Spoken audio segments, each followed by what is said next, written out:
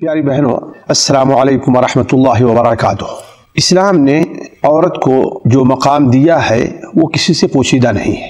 اسلام نے نیک عمل کرنے اور اسے لوگوں میں عام کرنے کی ذمہ داری صرف مردوں ہی پر نہیں بلکہ یہ ذمہ داری اللہ نے عورتوں پر بھی رکھی ہے، اور اس میدان میں ہماری بہنوں نے، ہماری گزری ہوئی نیک ماؤں نے بھی اس سلسلے میں بڑے ہی اچھے کارنامے انجام دیے ہیں۔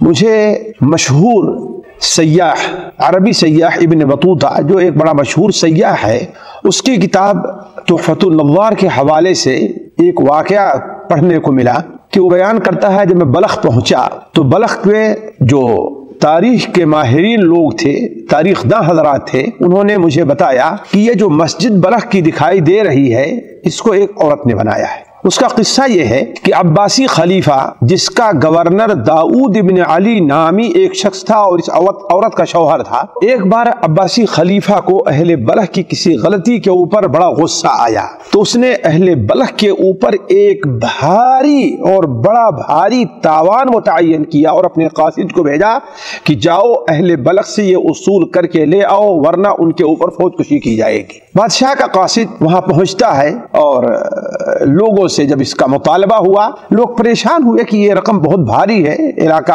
غریبوں کا ہے، مسکینوں کا ہے۔ تو ہوا یہ، بلخ کی تمام عورتیں اور بچے مل کر کے اس عورت کے پاس گئے جو داؤد ابن علی نامی گورنر تھا، اس کی بیوی تھی، اور ایسا محسوس ہوتا ہے کہ وہ خیر سے مشہور تھی۔ اس کے پاس جا کر کے بادشاہ کے اس حکم کا معاملہ سناتے ہیں اور کہتے ہیں ہم لوگوں کے پاس اختیار نہیں۔ اس نیک بیوی نے کہا کہ ٹھیک ہے، میں یہ مسئلہ حل کرتی ہوں۔ چنانچہ اپنا ایک لباس جو بڑا قیمتی تھا اور اس میں ہیرے اور جواہرات جڑے ہوئے تھے، اسے اس نے بند کیا اور بادشاہ کے قاصد کے پاس بھیجا اور کہا کہ یہ لو اور بادشاہ سلامت کے حوالے کر دینا اور یہ بتا دینا کہ اہل بلخ پر جتنا تاوان آپ نے لگایا ہے اس لباس کی قیمت اس سے کہیں زیادہ ہے۔ چنانچہ چونکہ گورنر کی بیوی تھی، بادشاہ کا قاصد وہ لے کر کے واپس ہوا، بادشاہ سلامت کے پاس جا کر کے اس عورت کا پیغام سناتا ہے اور یہ کپڑا اٹھا کر کے اس کے سامنے رکھ دیتا ہے۔ بادشاہ کو دیکھ کر کے غیرت آئی اور کہا کہ ایک عورت وہ مجھ سے زیادہ سخی ہو سکتی ہے، یہ کیسے ہو سکتا ہے؟ چنانچہ اس نے کہا کہ جاؤ اہل بلخ سے کہو کہ ان کے اوپر جو زیادہ اضافی تاوان ہم نے لگایا تھا اس عورت کی وجہ سے وہ بھی بخش دیا ہے، اور سال بھر جو مزید جو تاوان لیتا تھا وہ بھی ہم نہیں لیں گے، جسے ٹیکس کہا جاتا تھا، اور کہا کہ یہ کپڑا لے جا کر کے اس عورت کے حوالے کر دینا۔ قاصد آیا اس عورت کے گھر پر اور جا کر کے کپڑا پیش کیا۔ اس پیاری نیک بیوی نے کہا کہ کیا بادشاہ نے اس کپڑے کو کھول کر کے دیکھا ہے؟ قاصد نے کہا کہ ہاں اس کپڑے کو کھول کر کے دیکھا ہے۔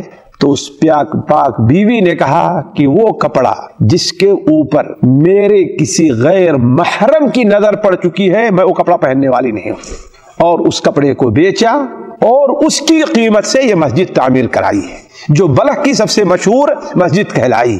بہنوں، یہ قصہ پڑھنے کے بعد بہت سی چیزیں میرے ذہن میں آئیں جن کے لیے ایک لمبا وقت درکار ہے، لیکن صرف 2-3 چیزیں میں آپ کے سامنے رکھتا ہوں۔ پہلی چیز یہ دیکھیں کہ حیا اور شرم عورت کی ایک جو پہچان ہے، ایک خصوصاً مسلمان عورت کا جو زیور ہے، اس وقت کی مالدار سے مالدار عورتیں اس کا کس قدر اہتمام کیا کرتی تھی۔ آج ہمارے یہاں کی غریب عورتیں جو نیک ہوں ان کے یہاں تو حیا کچھ ہے، لیکن پڑھی لکھی اور مالدار عورتیں اس قسم کی حیا سے بالکل عاری ہو چکی ہیں۔ ان کے کپڑے دھولتا کون ہے؟ ان کے کپڑے سلتا کون ہے؟ ان کے کپڑے، حتیٰ کہ اب تو ہماری بہنیں ایسی بھی آپ کو پائی جائیں گی کہ درزی کے سامنے کھڑے ہو کر کے اپنا ناپ دیتی ہیں۔ ذرا سوچنے کی بات ہے، یہ حیا ہے یا حیا کی چادر کو چاک کر دینا ہے؟ حیا اللہ تبارک و تعالی نے انسان کی فطرت اور خصوصاً مسلمانوں کی فطرت میں رکھا ہے، جیسا کہ نبی کریم صلی اللہ علیہ وسلم نے ارشاد فرمایا کہ ہر دین کا ایک خلق ہے اور ہمارے دین کا خلق حیا ہے۔ پہلی چیز۔ دوسری چیز، ایک مسلمان عورت پردے میں رہ کر کے بہت بڑا کارنامہ انجام دے سکتی ہے، شرط یہ ہے کہ وہ اپنی نیت کو درست کرے اور اللہ تعالیٰ کے احکام کی پابندی کرنا چاہے۔ ذرا دیکھیں یہ عورت اس قدر حیادار تھی کہ ایک ایسا کپڑا جس کے اوپر بادشاہ کی نظر پڑ گئی ہے اس کو دوبارہ پہننا گوارا نہیں کیا۔ ذرا اس کے حیا اور پردے کا اندازہ لگائیں آپ لوگ۔ اس کے باوجود نے کتنا بڑا کارنامہ انجام دیا کہ کتنے غریبوں اور مسکینوں کی دعائیں اس کو ملتی رہے گی، اور مسجد جو بنوائی ہے اس مسجد میں جب تک قیامت تک اس مسجد کی جگہ باقی رہے گی، لوگ نماز پڑھتے رہیں گے، اس کے نامہ اعمال میں وہ چیزیں لکھی جاتی رہیں گی۔ تو مسلمان عورت یہ نہیں ہے کہ اسلام میں پردہ کرنا یہ ایسی چیزیں نہیں کہ عورت کی ترقی کے سامنے حائل نہیں۔ ترقی کے دروازے اور ہیں لیکن ہر ایک کا مجال اور ہے۔ ایک ہماری بہن گھر میں رہ کر کے اگر اپنے ایک بچے کو، ایک لڑکے کو دین کا داعی اگر بنا دے وہ اور صحیح دعوت دے تو ذرا غور کریں، وہ بچہ جب تک زندہ ہے اور دعوت کا کام کرتا رہے گا، جہاں اس بچے کو ثواب ملے گا وہیں پر ہماری بہن کو بھی ثواب ملتا رہے گا۔ اور صرف یہی نہیں، اس بچے کی دعوت سے متاثر ہو کر کے اور ان لوگوں کی دعوت سے متاثر ہو کر قیامت تک جتنے لوگ اس راستے پر چلتے رہیں گے، ان تمام لوگوں کا اجر اور ثواب ہمارے بہن کے نامہ اعمال میں لکھا جاتا رہے گا۔ ذرا دیکھیں گویا اسلام میں پردہ عورت کی ترقی اور عورت کو نیک اور بڑے کارنامے انجام دینے میں حائل نہیں ہے۔ تیسری چیز، اسلامی تاریخ میں دنیا کے کوئی تاریخ آپ اٹھا لے جائیں، ان میں اتنی کامیاب عورتیں نہیں ملے گی جتنی کامیاب عورتیں اسلامی تاریخ میں ملی ہیں۔ اس کا مطلب ہے کہ اسلام عورت کو ترقی کی طرف گامزن ہونے کی دعوت دیتا، اس میں رکاوٹ نہیں ڈالتا۔ آج کتنی عورتیں ہیں تاریخ نے جن کو یاد رکھا ہے، اور کتنی ایسی ہیں تاریخ میں اگرچہ ان کا نام درج نہیں ہے لیکن اللہ تبارک و تعالیٰ کے رجسٹر میں ان کا نام درج ہے، اور یہ اس دن واضح ہوگا یوم تبلی السرائر، جب لوگوں کے سامنے پردہ اٹھا دیا جائے گا لوگوں کے سامنے سے، اور لوگوں کے سامنے ان کا نامہ اعمال پیش کر دیا جائے گا۔ اللہ تعالیٰ سے دعا ہے کہ اللہ تعالیٰ ہم میں سے ہماری ہر بہن کو، ہماری ہر بیٹی کو، ہماری ہر بچی کو، ہماری ہر ماں کو اس لائق بنائے کہ اس دنیا سے جانے سے پہلے کوئی ایسا کام کر کے جائے جو اس کے لیے ذخیرِ آخرت بنے۔ والسلام علیکم ورحمۃ اللہ وبرکاتہ۔